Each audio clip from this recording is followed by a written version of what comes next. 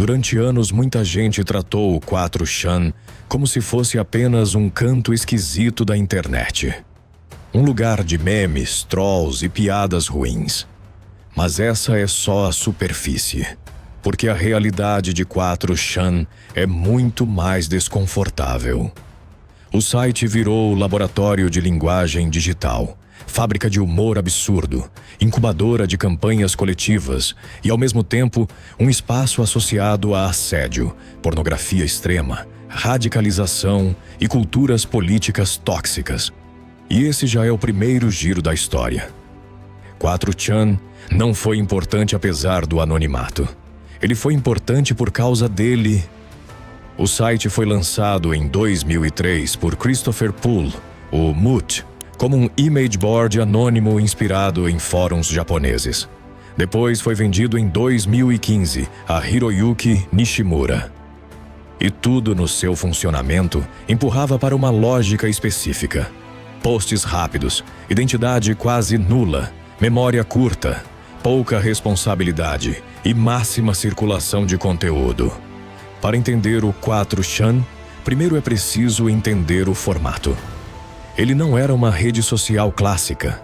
Não era um fórum estável com perfis fortes.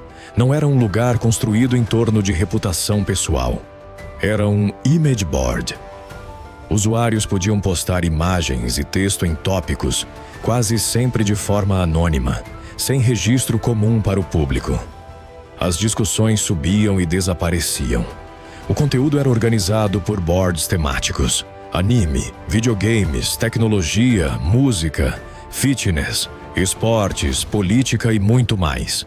Mas o detalhe decisivo era este: o anonimato não era um acessório. Era a arquitetura moral do lugar. Se ninguém tem rosto, assinatura ou biografia, o que ganha força não é a identidade. É o impulso, a piada, o choque, o ataque, a performance, o experimento e às vezes o pior de alguém.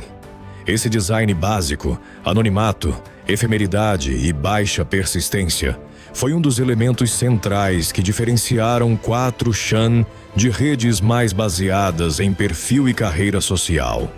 O 4chan nasceu de um gesto que no começo parecia quase pequeno demais para virar fenômeno histórico. Christopher Poole ainda era adolescente quando lançou o site, inspirado em image boards japoneses como Futaba Channel, sobretudo para criar um espaço em inglês, voltado inicialmente para a cultura de anime e mangá. Isso importa porque a origem do 4chan não era no início política, nem guerra cultural, nem extremismo. Era fandom. Era internet de nicho. Era um espaço de subcultura. Mas há algo importante nisso. Muitas das plataformas que depois se tornam centros de poder simbólico começam assim, como pequenos refúgios comunitários. O que muda não é apenas o tamanho. É a lógica que cresce junto com elas. E no caso de 4chan, essa lógica era especialmente arriscada. Muita circulação, quase nenhuma identidade estável e forte incentivo ao comportamento de alto impacto. O experimento, lançado quase como brincadeira de subcultura, acabaria se tornando um dos espaços mais influentes e problemáticos da história da web anglófona. A cultura de 4chan nasceu da velocidade e da ausência de memória. Em muitas plataformas você constrói uma persona. No 4chan, você desaparece quase no mesmo instante em que fala. Isso muda tudo. Porque quando o ambiente não recompensa a continuidade, ele passa a recompensar impacto imediato. A melhor resposta é a mais engraçada, a mais agressiva, a mais absurda, a mais chocante, a mais impossível de ignorar. Foi assim que 4chan ajudou a moldar o humor de grande parte da internet moderna. Ironia extrema, camadas de piada dentro de piada, desprezo por contexto, estética do lixo digital, gosto pelo grotesco e prazer em confundir quem está de fora. O problema é que o mesmo sistema que acelera a criatividade também acelera a crueldade. e em 4chan, as duas coisas cresceram juntas. A efemeridade não apagava o impacto, só apagava a responsabilidade de quem postava. E isso faz uma diferença gigantesca. Existe uma tentação enorme de falar sobre anonimato como se ele fosse apenas liberdade. Mas 4chan mostrou outra face. Anonimato também pode ser desinibição moral. Quando você quase não carrega identidade, reputação ou consequência duradoura, o custo social do comportamento extremo cai. Não desaparece completamente, porque ainda existe moderação, ainda existe reação, ainda existe risco legal em alguns casos. Mas cai o bastante para que muita gente se comporte de modo muito diferente do que se comportaria num espaço com nome, foto e histórico. É por isso que o 4chan foi tão formador. Ele treinou usuários a pensar o espaço digital como palco sem continuidade. Você entra, faz impacto, desaparece. O que importa não é quem você é. O que importa é o que você conseguiu provocar. E quando provocação vira critério central de valor, o ambiente tende a deslizar da criatividade para a brutalidade, com uma facilidade assustadora.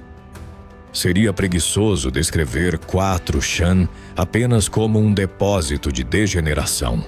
A realidade é mais incômoda, porque inclui produção cultural real. O site teve papel importante na cultura dos memes, no estilo de comunicação de internet e em mobilizações coletivas que depois saíram do próprio site. O board/B/ ficou associado ao caos randômico e ajudou a dar forma à cultura anônima, que em parte se conectou ao surgimento do Anonymous como fenômeno digital. Outros boards tiveram fama por nichos específicos, música rara, discussões técnicas, comunidades de interesse e até recuperação de material considerado perdido.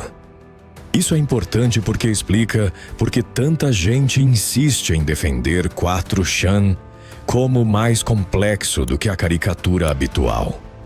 E é verdade. O problema é que complexidade não absolve.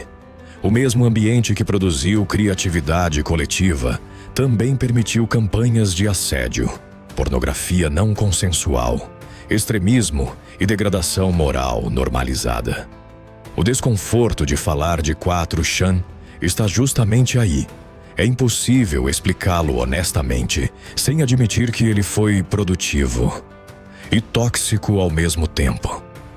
Durante muito tempo, quando as pessoas falavam em 4chan, falavam sobretudo do board/B/, random. Era ali que a reputação do site explodia em todas as direções. Dissolve/B/ funcionava como espaço de caos deliberado, humor ofensivo, pornografia, imagens perturbadoras, pegadinhas, spam, provocação e testes constantes do que ainda podia ser postado sem que o sistema colapsasse. Quase toda a plataforma tem suas zonas ruins. O que tornava /B/ diferente era o grau em que o próprio descontrole virava identidade. Não era um defeito escondido, era a marca. E isso educou uma geração inteira de usuários na ideia de que chocar, humilhar e dessensibilizar os outros podia ser tratado como forma legítima de diversão. A frase "It's just a joke" ganhou ali uma potência corrosiva enorme, porque em 4chan quase tudo podia ser reembalado como piada. Inclusive, o que fora dali já era claramente violência simbólica. E como o board era a parte central do imaginário público sobre o site, muita gente entrou em contato com 4chan já por essa pedagogia do choque. Se existe uma palavra que ajuda a entender o ethos inicial de muita cultura ligada ao 4chan, essa palavra é lulz. Não exatamente humor, não exatamente sátira, não exatamente diversão inocente. Luz é a graça que nasce do desconforto alheio, da confusão, da humilhação, do caos produzido intencionalmente. É o prazer do distúrbio. E essa lógica foi central para a cultura do site por muito tempo. O problema de Luz é que ele dissolve a distinção entre brincadeira e ataque. Se alguém sofre, isso pode ser parte da piada. Se alguém é exposto, isso pode ser parte da piada. Se um grupo é ofendido sistematicamente, ainda se pode alegar que tudo era só para rir. Essa estrutura emocional foi decisiva para moldar uma internet onde a crueldade podia circular com verniz de ironia. O riso, nesse ambiente, não neutralizava a violência. Muitas vezes, era o veículo ideal para ela. Se /B/ simbolizava o caos amoral, o board /Paul/ politically incorrect passou a simbolizar outra coisa: a convergência entre anonimato, provocação política e radicalização. Foi ali que muitas análises passaram a enxergar o 4chan não mais como só um espaço ofensivo, mas como um ambiente onde discurso extremista, racismo, antissemitismo, misoginia e campanhas coordenadas podiam circular com enorme intensidade. E essa talvez seja a parte mais importante da realidade de 4chan. A cultura da ironia total criou um terreno ideal para misturar meme, ódio e mobilização. Quando tudo pode ser dito em tom de piada, o discurso extremista ganha uma camuflagem perfeita. Sempre existe uma saída. Era só trolling. Era só meme. Vocês não entenderam a ironia. Só que com o tempo essa ambiguidade deixa de ser escudo e vira método. Pesquisas e relatórios sobre o ecossistema digital há anos associam /Paul/ a circulação persistente de narrativas extremistas e a processos de radicalização discursiva. O que tornou Paul especialmente influente não foi apenas o conteúdo político em si. Foi a forma como esse conteúdo era embalado. Em vez de propaganda rígida e declarada, muita coisa circulava como meme, montagem, frase ambígua, provocação ambivalente. Isso é muito eficaz porque reduz a barreira de entrada. O usuário pode começar compartilhando algo irônico, depois repete, depois participa da estética, depois aprende o vocabulário, depois reconhece os códigos.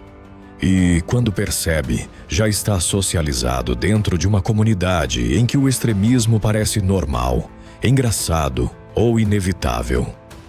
É por isso que tanta pesquisa contemporânea sobre radicalização online presta atenção à mistura de humor e ideologia. A piada não é apenas verniz. Ela é uma tecnologia social de recrutamento e dessensibilização.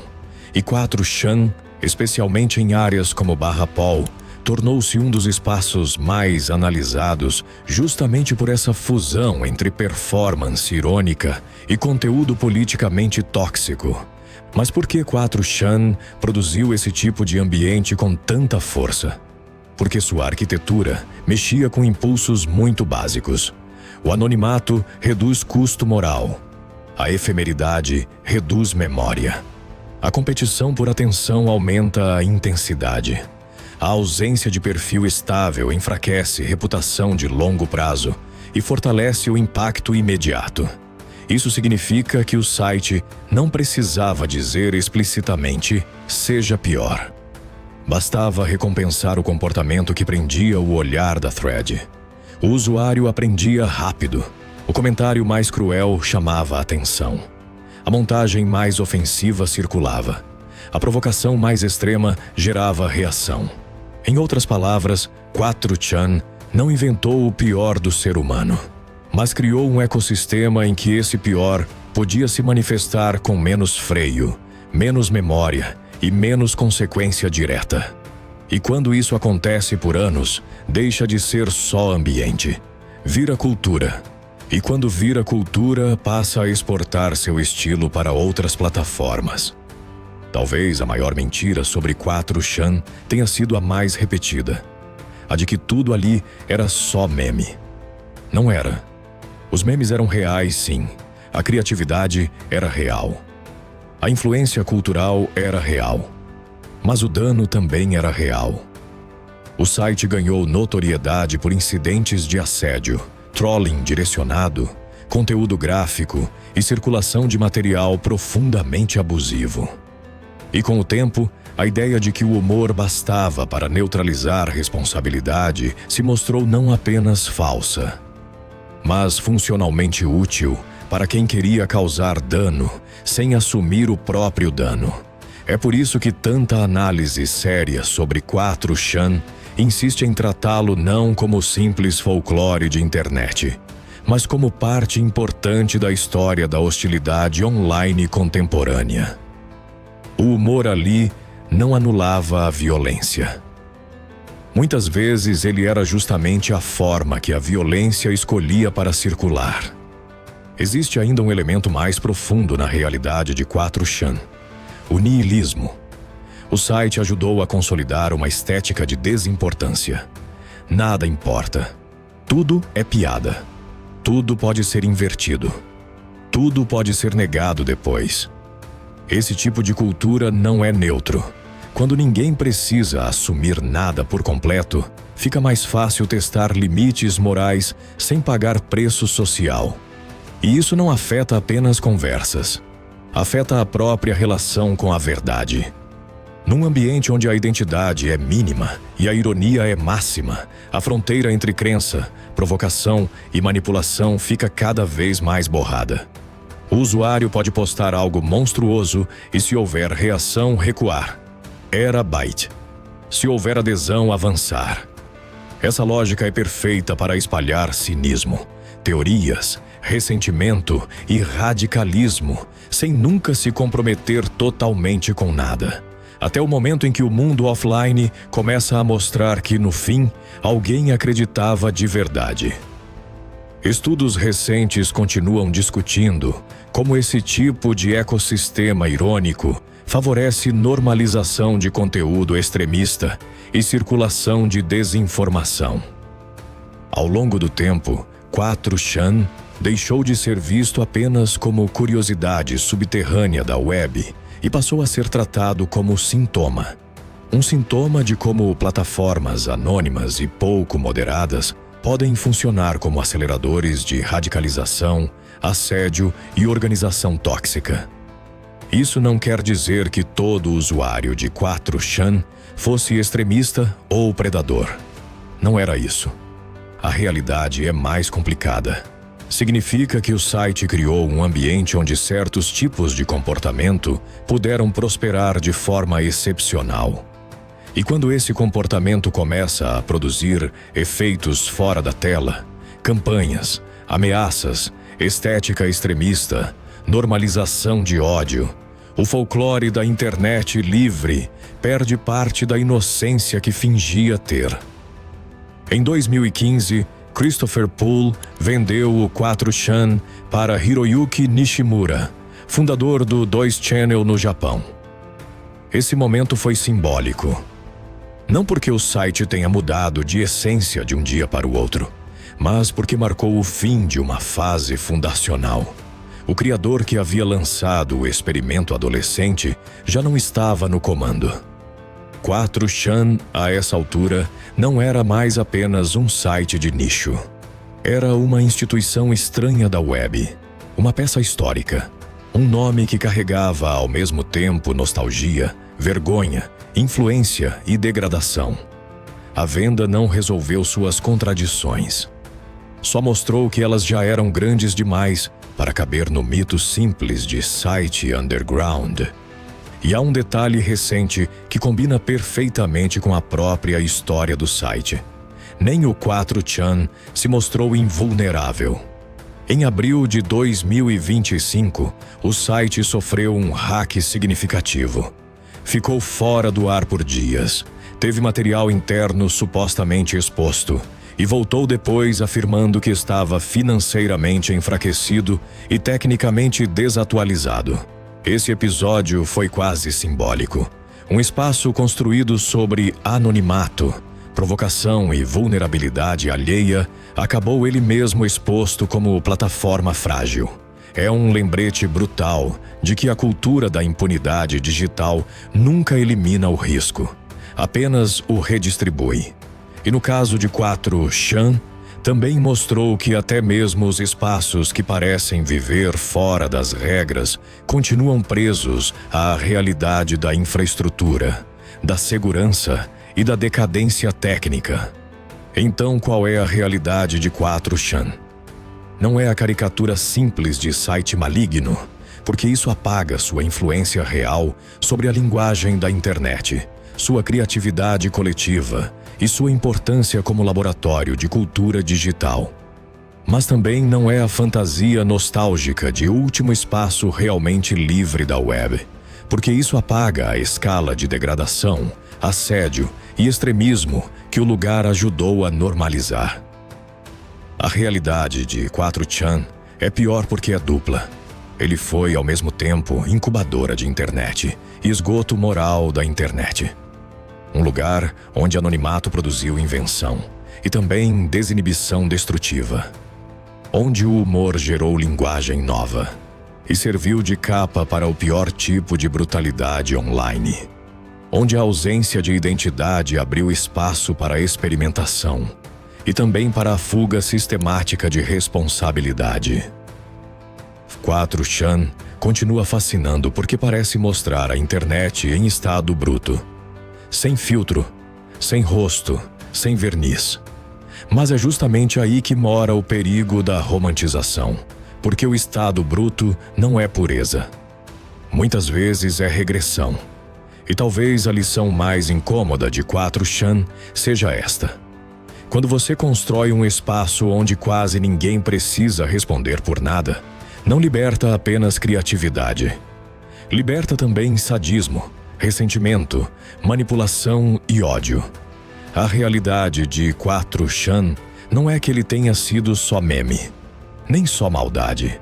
A realidade é que ele mostrou cedo demais e claramente demais o que pode acontecer quando uma cultura inteira aprende a tratar anonimato como licença e consequência como problema dos outros. Blema dos outros. Blema dos